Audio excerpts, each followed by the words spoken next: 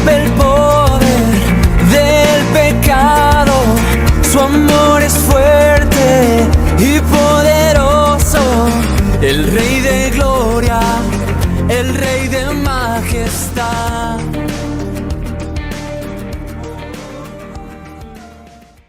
Bienvenidos a El Camino.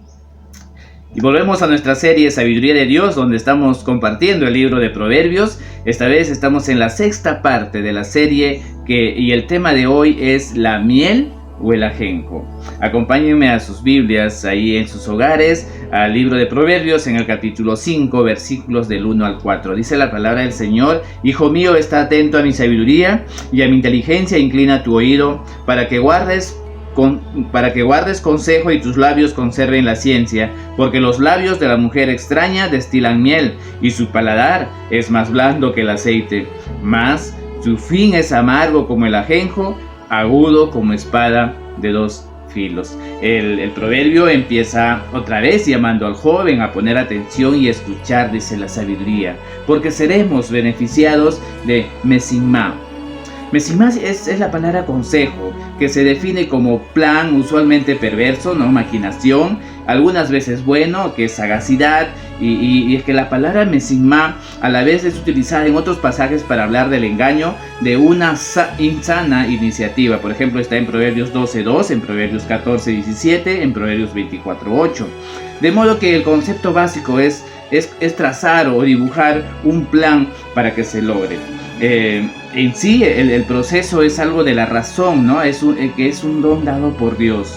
Al mismo tiempo, está abierto al abuso y la degradación que vienen con la naturaleza pecaminosa del hombre.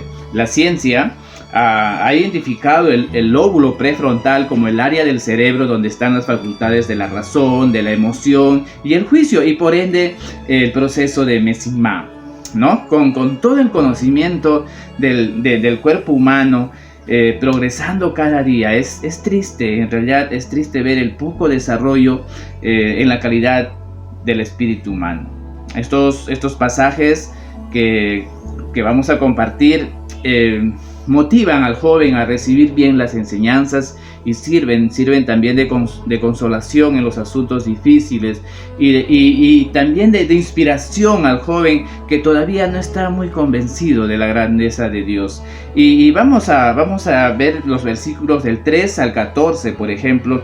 Hablan de la mujer extraña, de su forma de ser y el daño producido por ella. Y los versículos 15 al 23 hacen que el joven recuerde el plan original de Dios, que lo encontramos en Génesis, en el capítulo 2, de los versículos 18 al 25.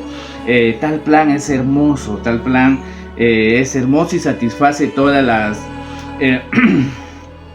las necesidades del hombre. Es un plan superior al plan engañoso del mundo. Siempre, jóvenes, señoritas, amigos, siempre el camino correcto va a llevar a la persona, al joven, al éxito. Mientras el camino distorsionado va a llevar a la persona a la tristeza y la soledad. Y no olvidemos eso, tomemos en cuenta este consejo. Y es que los valores morales de la palabra de Dios son muy superiores a los antivalores de un mundo lleno de egoísmo, un mundo lleno de violencia, ¿no? Entonces, este tema de la mujer adúltera llena las páginas de los capítulos 5, 6, 7 y 9 de Proverbios. Ahora, eso nos da una idea que la sexualidad y los temas secundarios y consecuentes no solo ocupan la preocupación del hombre moderno, sino han estado en primer plano desde el comienzo del tiempo. Y vamos a ver unos ejemplos. Un primer ejemplo que se encuentra es en el caso del matrimonio de Esaú, ¿no? Con 12 teas, que está en el libro de Génesis, en el capítulo 26. Dice: sus nombres eran Judith y Basemat. Fueron, dice, amargura de espíritu para Isaac y Rebeca, padres de Esaú, ¿no? A consecuencia de los malos matrimonios de Esaú, Rebeca convence a Isaac de mandar a Jacob a buscar una esposa de entre sus primas, ¿no? Entonces, también se puede ver a través de las vidas de Raquel y Lea, ¿no? Y las desventajas inherentes de la poligamia, que está en Génesis, en el capítulo 29. Y la historia de Judá. La historia de Judá y Tamar, su nuera, es un segundo ejemplo de la complejidad de la sexualidad y el matrimonio en el Medio Oriente. En realidad era muy complejo, ¿no? Al llegar a ser viuda, la posición y el futuro de Tamar se veían muy oscuros en realidad. Y el hecho es que la historia nos muestra que Tamar está dispuesta a hacer cualquier cosa para asegurar su futuro, incluyendo llevar la vestidura de una prostituta. Y no solo eso, ¿no? Y que Judá no tiene ningún compromiso moral que le prohíba tener relaciones con una prostituta. Entonces la sexualidad fue el campo fértil para el engaño de Tamar y mostró la degradación y la bajeza moral de Judá.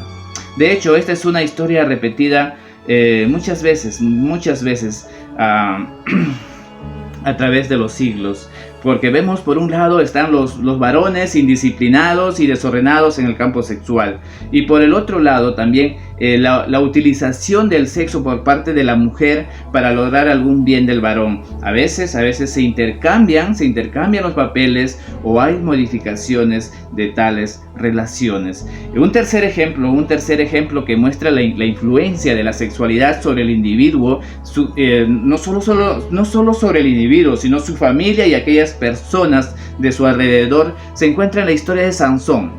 Sansón era el hombre que Dios eligió para guiar a los hebreos en su liberación de los filisteos, ¿no? Está en el libro de Jueces, en el capítulo 13. Sin embargo, Israel no se libra de las manos de los filisteos porque Sansón se muestra indisciplinado en el campo de la sexualidad. Cuando Sansón veía a una mujer, no había cómo razonar con él. Sansón la quería poseer.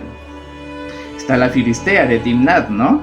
Está una prostituta de Gaza y una mujer, dice, de Sorek llamada Dalila, Jueces 16:4. La última escena de la vida de Sansón es muy llamativa, es muy llamativa en realidad. Él está ahí como prisionero de los filisteos en Gaza. Él fue exhibido como entretenimiento a un gran banquete al dios Dagón, y Dios le volvió su fuerza. Y él tumbó el gran templo, dice, matando a 3,000 filisteos junto con él, ¿no? Pero eso, o sea, ese final es un final triste, ¿no? Cuando vamos a la historia de Sansón. Sansón era un hombre de Dios, con un llamado específico, y se dedicó a conquistar mujeres. Y su testimonio nos sirve de advertencia del mal uso de la sexualidad. Cuán importante, chicos, jovencitas, amigos, cuán importante es la vida sexual disciplinada. Un cuarto ejemplo de la vida sexual indisciplinada se subraya en la persona del rey David. Dios le había dado a este joven la fuerza, la belleza, el sentido común, la habilidad musical, el prestigio, los amigos, una buena esposa, el reino y la victoria, ¿no? Pero a David le faltaba la disciplina sexual. Le traicionó. Hay algo que él no pudo controlar, y como Sansón, ¿no? Él no tuvo este ingrediente especial en la vida para una vida de éxito, ¿no? Él no tuvo esa capacidad. Por eso cuando vio a Betsabé, que estaba bañándose, dice ahí en su azotea, y Betsabé, cuando nosotros vamos a la Biblia y encontramos el nombre de Betsabé, siempre se relaciona como mujer de Urías, ¿no? Como recordándonos que era una mujer que era esposa de Urías, de este capitán, que luego va a pasar un desenlace. Seguidamente ella es tomada por el rey David y llega a estar embarazada. Ahora, para cubrir ese incidente, el marido es sacrificado en las primeras líneas de la batalla con los de Rabá. El desorden sexual también luego se muestra en el hijo de David, Amón, ¿no? Quien obliga a su media hermana Tamar a tener relaciones sexuales, así incitando la furia de su medio hermano Absalón. Y Absalón era hermano por padre y madre de Tamar. Bueno, la desgracia de Amón también nos da un quinto ejemplo de la destrucción del futuro por medio de la indisciplina sexual. ¿Sabes? Amón era el primogénito de David y el heredero al trono, pero lo pierde todo hasta su propia vida. Con todos los acontecimientos familiares es difícil entender, ¿no? Cómo también Salomón con toda su sabiduría podría caer en la trampa de la indisciplina de la mujer y el campo sexual. Primera de Reyes va a detallar esto en el capítulo 11 del versículo 4 al 13. Dice que a través de las mujeres Salomón cometió el pecado de idolatría, alejando su corazón de Dios.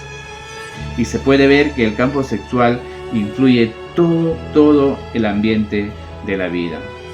Pero no todo es malo. No se puede ignorar un gran ejemplo moral que se encuentra en el Antiguo Testamento. Está José. José fue vendido como esclavo a una caravana de ismaelitas, quienes lo vendieron en Egipto, ¿no? Y llega así a la presencia, a estar en la casa de este capitán Potifar, ¿no? José fue un siervo hábil, un siervo fiel, y llegó a ser el administrador máximo sobre todos los bienes de Potifar.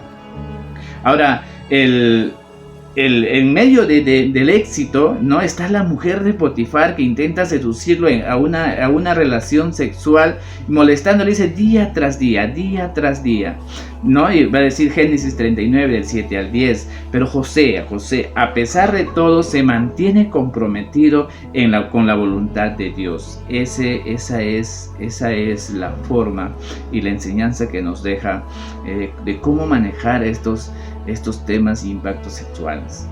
En ese instante se ve la grandeza moral de José, ¿no? José es un ejemplo moral digno de imitar, tanto para los jóvenes de ayer como para los jóvenes de hoy y para la juventud que vendrá.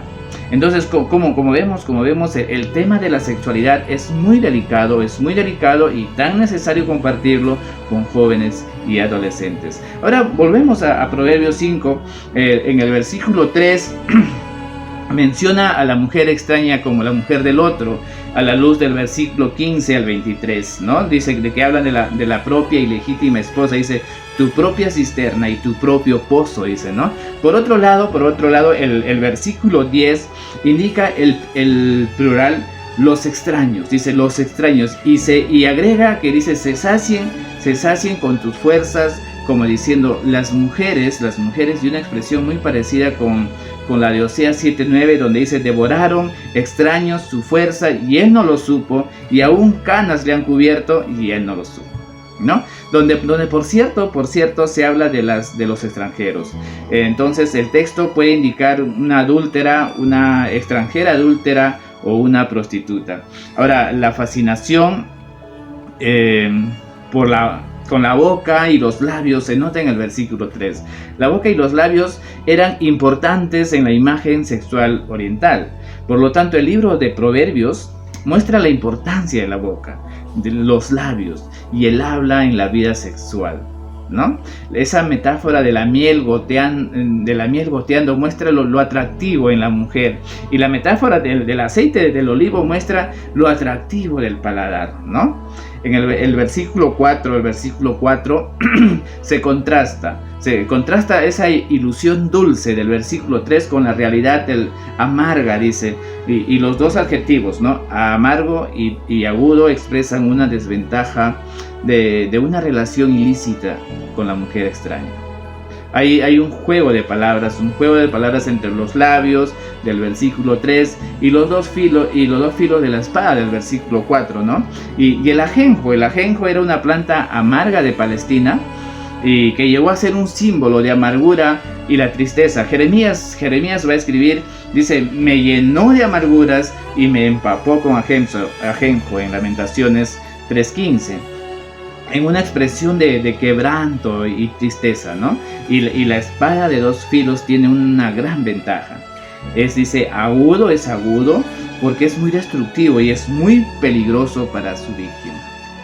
Entonces, esa palabra que viene, ¿no? Tus fuerzas, también del versículo 10, donde dice, no sé qué extraños se sacien de tus fuerzas, dice, ¿no? Puede describir las energías sexuales que son fuertes y productivas en la juventud y la madurez cristiana. Y la madurez cristiana ha de utilizarlas para la gloria de Dios. En cuanto a la formación de una relación permanente entre un hombre y una mujer. El sexo, chicos, puede ser algo meramente biológico o algo utilizado para lograr lo que uno desea. Puede ser un instrumento del egoísmo o algo bendecido donde la intimidad física participa en la creación de la próxima generación y la construcción, ¿no? de una relación matrimonial armoniosa y fuerte. Y es lo contrario, ¿no? Lo contrario a esto. Mira, escucha Proverbios 5:11. Mira lo que dice Proverbios 5:11. Dice, hijimas, dice, ¿no? Esa palabra himas, dice, es naham, que es como tiene una expresión de bramido, algo fuerte, ¿no? Cuando un animal brama de dolor, por ejemplo, ¿no? O es rugir, algo así fuerte, una expresión fuerte. Dice, y gimas al final, dice, cuando se consuma tu carne y tu cuerpo. Y digas, dice, ¿cómo aborrecí el consejo? ¿Cómo aborrecí el consejo? Y mi corazón menospreció la reprensión. Dice, no oí la voz de los que me instruían, y a los que me enseñaban no incliné mi oído. Casi en todo mal he estado, dice, en medio de la sociedad y de la congregación. Estos versos revelan el lamento de un hombre que sufre por su pasado. Ya lo atractivo del versículo 3 se ha convertido en una pesadilla, cumpliendo de hecho la profecía del versículo 4. Pero dice, pero su fin es amargo como el ajenjo. Este hombre está desilusionado, está engañado y recuerda cómo él odiaba el musar. Esa, ¿no? La información, la formación y la reformación, que es una parte de la educación juvenil, ¿no? Traducida aquí como disciplina. Se puede imaginar al joven ahora anciano y desilusionado, aburrido e indiferente a la instrucción por la sabiduría y a la reprensión. El versículo 13 lamenta el hecho, dice, de no haber escuchado las palabras verdaderas y los consejos, ¿no? Ahora ve que ellos tenían razón. Este hombre es un testimonio al hecho de ser necio en referencia a la sabiduría. Él deja al final el testimonio y el ruego para que los otros jóvenes escuchen los consejos sabios. En este momento del texto está con una carga de conciencia muy grande, ¿no? Y está mirando atrás, puede ver desde su presente en soledad todo lo que se ha perdido en la vida. A veces cuando nos enredamos en esos asuntos sexuales inestables y ilegales, pensamos que es lo más hermoso, ¿no? Pensamos que es wow, que es lo mejor. Pero este hombre nos demuestra la realidad, ¿no? Que ha perdido lo mejor de la vida. Ya es demasiado tarde para cambiar el pasado, ya no tiene tiempo para construir un futuro distinto. Ahora, todo lo que él tiene es el presente, pero sí puede dejar su testimonio como un faro para señalar los peligros de la vida. Lo que empezó como una bella ilusión termina en una pesadilla insoportable. Y la cisterna y el pozo representan la sexualidad de la mujer o esposa, ¿no? ¿Qué es lo diferente? El imperativo ese imperativo de beber de su propia cisterna y de los raudales de tu propio pozo es una invitación a a gozarse, ¿no? A gozarse en la sexualidad del matrimonio. No hay por qué tomarlo de sentado. Es un don de Dios con algunos propósitos maravillosos. Y el versículo 15 dice, ¿no? Bebe el agua de tu misma cisterna y los raudales de tu propio pozo.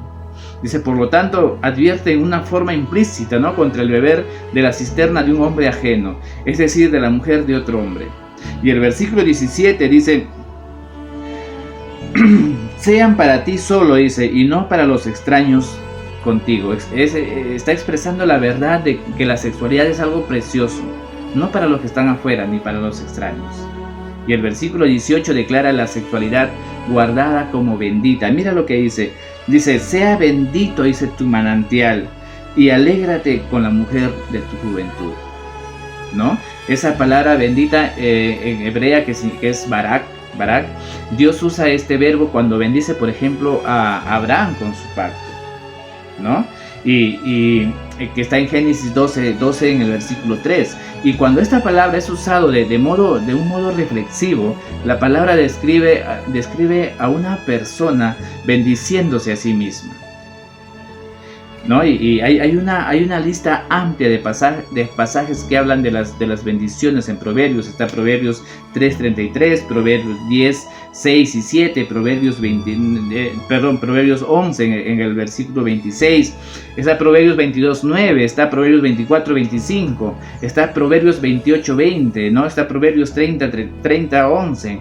Y mostrándonos la voluntad de Dios y las actitudes o conductas que reciben su favor, ese shalom, ¿verdad? El pueblo hebreo apreciaban el nuevo matrimonio y ellos deseaban garantizar el éxito de este matrimonio.